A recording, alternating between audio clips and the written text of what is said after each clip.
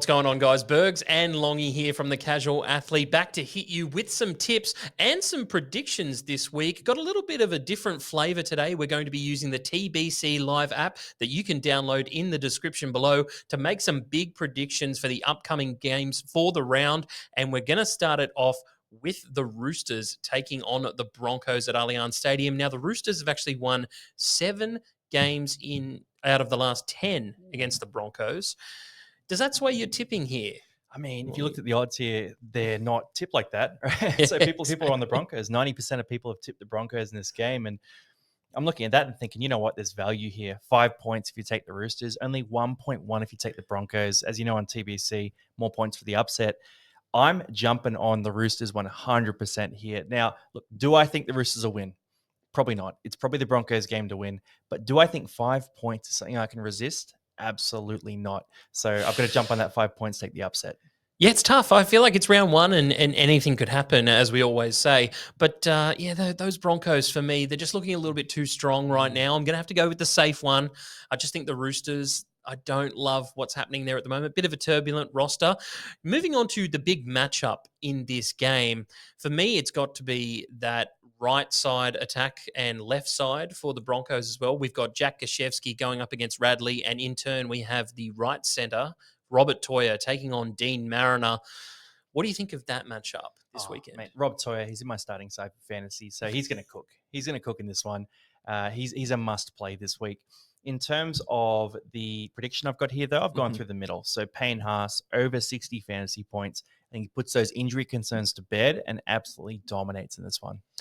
Yeah, I've taken another front rower to make a big prediction as well. I've got Corey Jensen to come off the bench and grab a meat pie. That's it.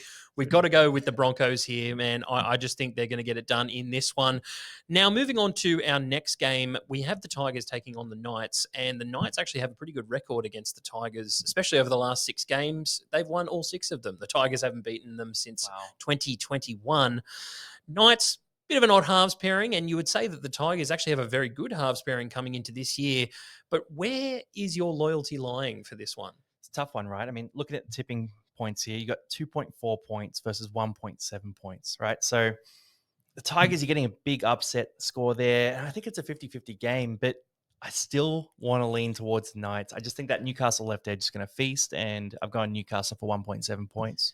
Yeah, it's really tough for me to see this Tigers team changing their stripes, as it were. For the big matchup, though, in this one, we do have a right side Tigers attack taking on a left side that is pretty formidable. We've got Adam Dewey and Jarrell Skelton taking on Bradman Best and Greg Marzu. Yep.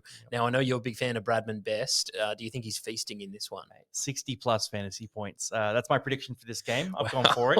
Some people are voting against it, I've seen. But, he's going to feast. And look, Dylan Lucas as well. You could bet on him for a try too.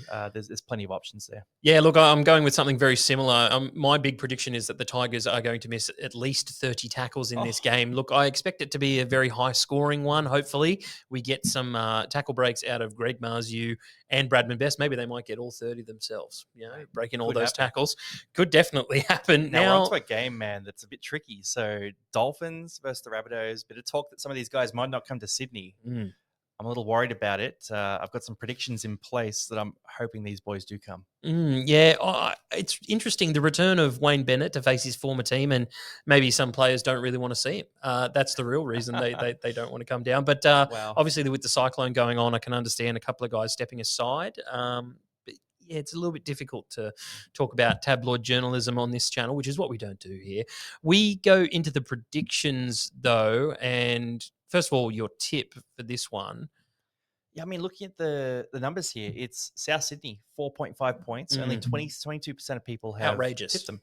It's crazy. But I will say it was 18% when we sat down and looked at this earlier. So between the news breaking and now, they've gone from a 5-point tip to a 4.5-point tip. It's still massive overs. Big still movement. all over South Sydney. But yeah, that's the cool thing about TBC. The percentage of people who tip each way sways the number of points you get for that tip, and it moves right up until kickoff. So I'm on Souths, but if people overreact, I could jump back to the Dolphins. Yeah, it could sharpen up, especially come game time. And we, at the moment, do not know at the time of recording who those players are that are stepping aside. Cody So, Nikorima is probably one. yeah, Yeah. probably Cody Nikorima. If it's the hammer, then I'm Mm. definitely getting off the Dolphins, but I'm already off them anyway. Um, I'm going with the Rabbitohs in this one as well.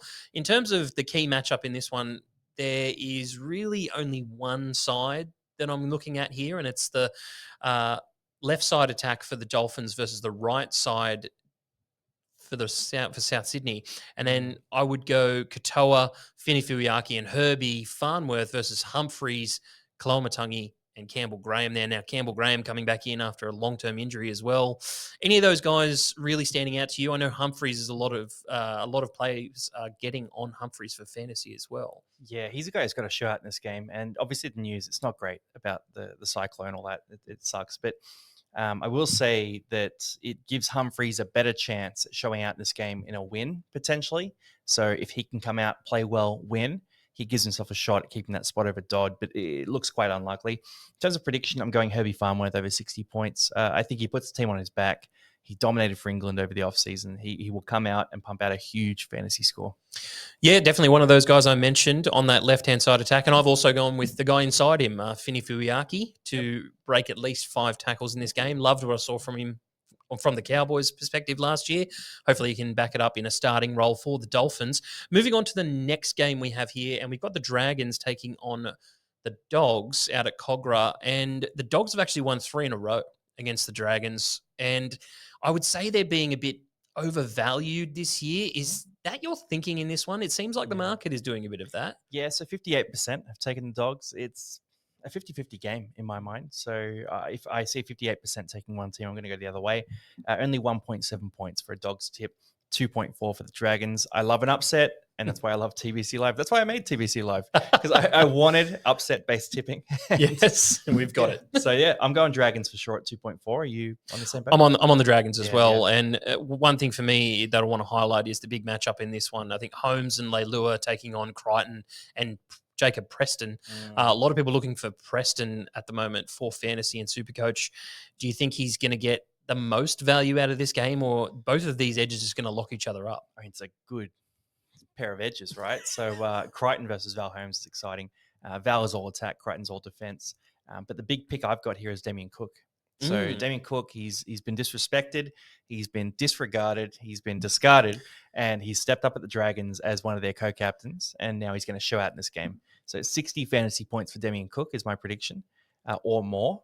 And I just think he dominates. He plays a bit of lock in this game too, so it's going to be his day against a pretty small Bulldogs pack. Yeah, it's huge. I love the signing, and I'm also going to go with another signing that they made in the off-season in Lachlan Ilias to make at least 2 of the forced dropouts there for my big prediction on TBC Live. Not a big, try-scoring, attacking plays guy. I just like my kicks. That's all I want. A little dribble into the end goal. I think Ilias will get most of the kicking duties as well. You can predict any stat, man. That's a good thing about it. It's a great thing. And now we're off to your team, man. Going off to Manly, Seagulls v Cowboys. What are you thinking?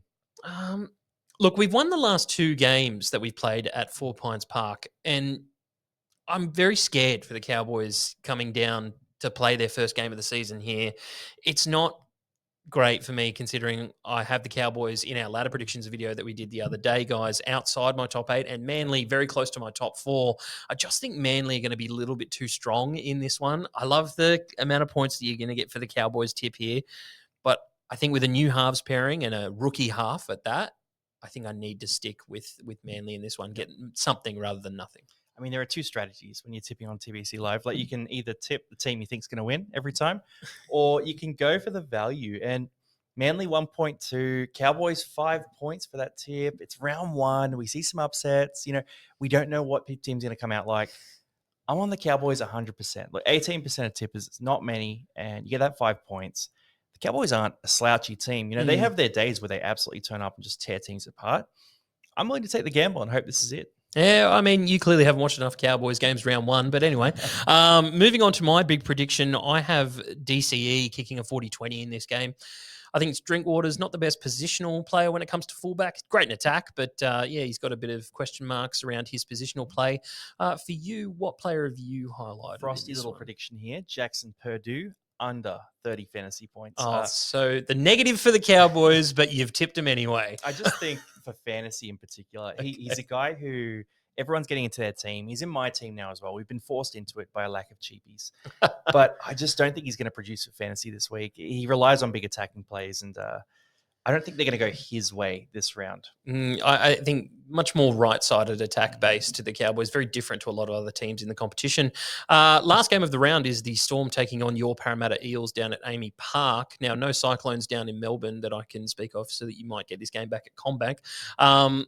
But we do have the Storm having a good record over them over the last 4 games. They've won 4 in a row against Para. Prior to that, Para did win 4 in a row.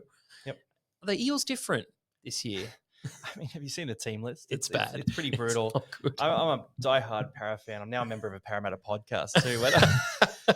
So my bias is on full show at all times. But 6% of people have tipped Parramatta.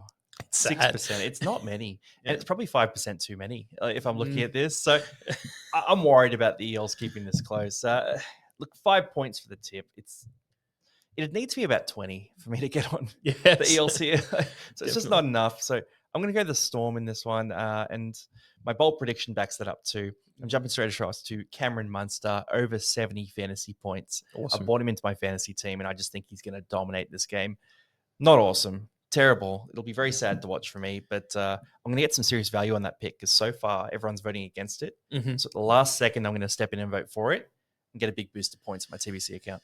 Yeah, unfortunately, I'm also going to be on Parramatta, on the Storm, sorry. I think maybe only people like Entertain House, who actually led the IQ score on TBC Live, tip Para. Big Para fan as well, so maybe he's on Parramatta this week. I think with Moses going down, it definitely hurt their chances even more than it already did. Big matchup that I'd like to highlight for this game is the Kelma Tuolangi, Dylan Brown versus Jarom Hughes and Eli Katoa, and that's where I've gone with my prediction this week. I just don't see Kelma Tuolangi stopping Eli Katoa, so I've gone him to score 2 or more tries in this one. Thank you, Legends, for jumping on with us for our tips and predictions. Completely new format. So we go tip, we go big matchup, we go our hot predictions, bit of fantasy sprinkled in as well. Make sure you join the fun. TBC Live in the description and join our league there too. And you can still win a prize. Random person who joins gets an NRL jersey. So it's a pretty good one.